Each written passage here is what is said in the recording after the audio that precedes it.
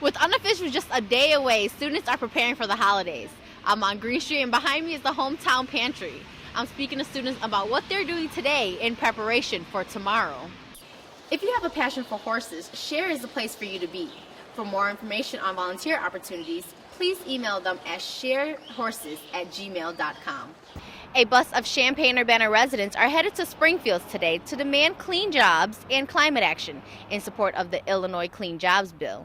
I'm here at the McKinley Health Center where they're informing students on what the Zika virus is, where it can be found, and how to protect themselves this spring break. Seems like some students would be enjoying a drink or two tonight to bring in the holidays. For many, campus bars would be the first stop. In Champaign, I'm Christine Law for UI7 News. Energy policy is one of the key issues debated in the Illinois legislature in the past year. A bus of Champaign-Urbana residents are headed to Springfield today to demand clean jobs and climate action in support of the Illinois Clean Jobs Bill. The Illinois Clean Jobs Bill aims to save consumers money while bringing in clean energy to the communities. Those headed to Springfield include faith leaders, students, clean energy businesses, and more. Illinois was a leader in clean energy jobs in the Midwest, but is now losing those jobs due to broken renewable energy policies. Andy Robinson is one of the many who are affected. Robinson is an engineer focused on the problem solving of energy needs. He's been jobless for the past 9 months and has become a stay-at-home dad. Along with clean energy, this bill will help create more family-sustaining jobs.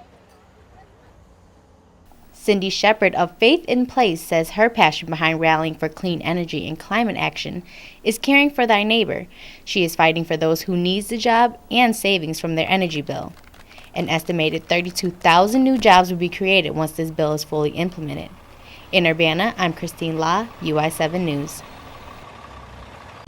And he tells the lady with brown hair how the monster won't leave, that the monster looks just like us. In SASA's attempt to normalize such conversations, they held an open mic and talent showcase called SASA Speaks. The event is to help uplift, comfort, and encourage survivors. Treasurer of SASA, Rowlett Salawu, speaks on the event. So our motive here is to have people have different forms of art, such as song, dance, and poetry, to let them know that, I've survived, you're not alone, I'm here, I support you. It's also an open mic for victims to get their voice back, to share their story if they have never shared. Charmaine Leverson, who praise dance at Salsa Speaks, says she did it to give support and encouragement to those in need. I felt led to do the song Free because I was thinking, this is about abuse and violence, and I feel like people should be free from things that happened to them in the past. It might take a healing, a process. Leverson believes Salsa brings something different to this campus. They are creating sexual assault awareness in a positive light by expressing it through art.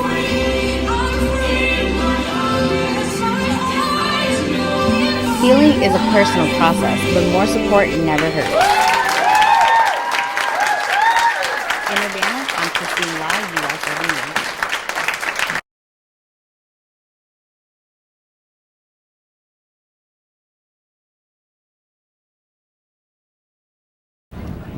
If you're traveling for spring break, make sure you're familiar with the Zika virus.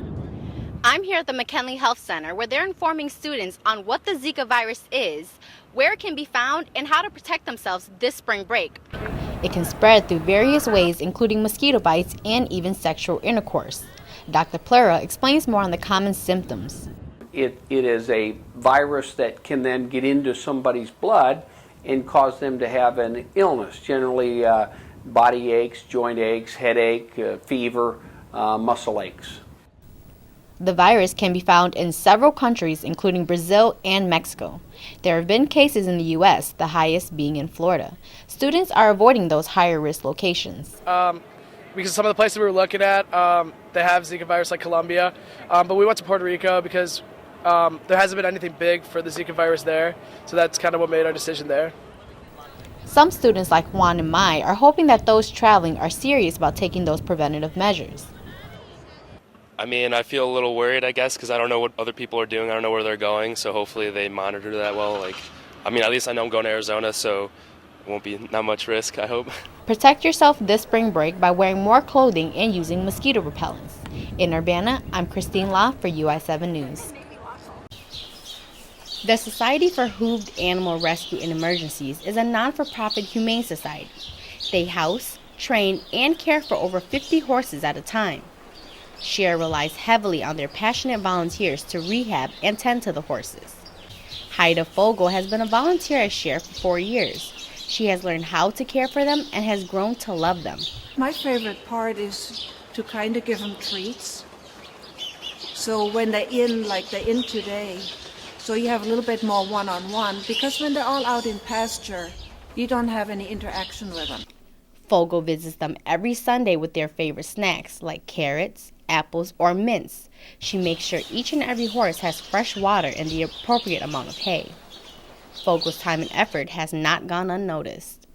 Like I said, she's very passionate. She really wants SHARE to succeed, and she is mature enough to kind of understand what that takes. Once Haida is there, if it needs to be done, she'll make sure it gets done. Not only is Fogel hands-on with the animals, she also helps with the office work for SHARE like PR to gain more much-needed volunteers. If you have a passion for horses, SHARE is the place for you to be. For more information on volunteer opportunities, please email them at sharehorses@gmail.com. Luckily, you don't have to have any experience to volunteer, just the willingness to learn and passion for the animals. In Champaign, I'm Christine La, UI7 News. The coroner says it could take weeks before the toxicology reports are complete. The state's attorney says once Gibson's official autopsy is released, more charges could be added. The Illinois Marathon starts this weekend, and good news for those who have not signed up. Registration for the event has extended and will be open until tomorrow at 7 p.m. A coalition of concerned citizens are planning a big protest tomorrow about Officer Matt Rush. UI7's Caroline Ann has more on why those people are mad. University representatives and the Champaign-Urbana community canceled this year's Walk as One due to this week's snowstorm. This year's marathon also features the 5th annual shoe drive sponsored by That's What She Said organization. A local organization empowered by women for women are teaming up to create a greater cause for communities both in Champaign and globally. Instead of the semester ending on May 13th, it is now scheduled to end on April 28th. Chicago State says it will run out of money by next month. The U of I's Non-Tenure Faculty Coalition is continuing its strike demanding multi-year contracts. Round 2 of the strike started today as non-tenured members circled around the quad picketing and asking for longer contracts. So, what is your favorite kind of dog? I had a Shih Tzu and she was definitely my favorite, so that would have to be my favorite dog.